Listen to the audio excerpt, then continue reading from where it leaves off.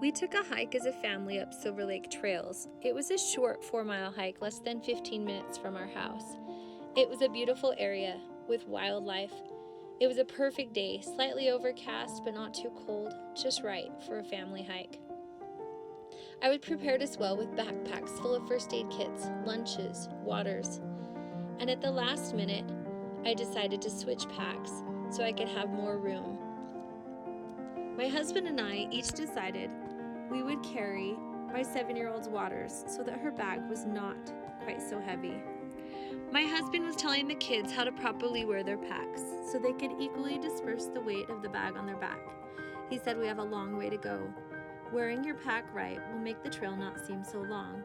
Some of our kids had a tendency to be all over the path, walking through the weeds, up on the rocks.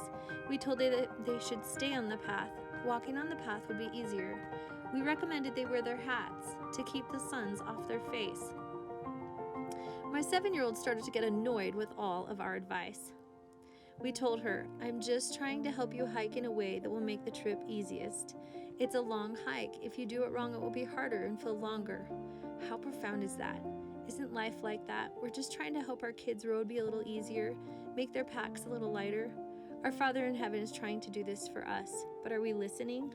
For Him, the path is clear and simple, but often we're stubborn. We'd rather walk in the weeds. We'd rather climb over the rocks. Sometimes we just want to do life our own way. He's given us a clear roadmap. If we follow it, although our life will not be without trials, this path will bring us the most peace and security. This hike has tested our kids' endurance. They asked nearly every traveler heading our other direction, "Are we close to the top?" I urged our kids to enjoy the hike. The top will come eventually. President Monson said, "I plead with you not to let those most important things pass you by as you plan for the elusive and non-existent future when you will have time to do all that you want to do. Instead, find joy in the journey, now." A famous quote from Meredith Willson states, "If you pile up enough tomorrows, you'll find you're left with nothing but a lot of empty yesterdays. So enjoy today, enjoy the journey. Don't just endure it, the hike, but embrace it." My daughter fell many times going up and coming back on the trail.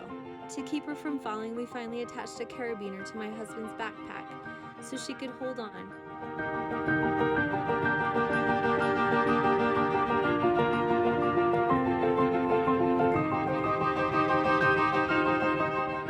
Sometimes, no matter how hard we prepare, life hits us with some unexpected trials.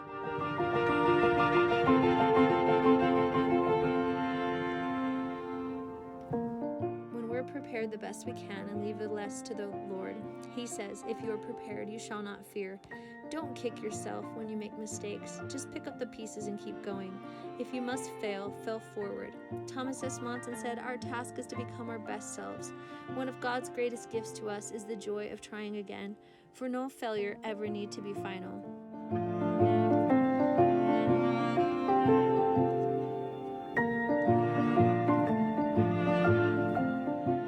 But the best tool in your spiritual backpack is scriptures and prayer.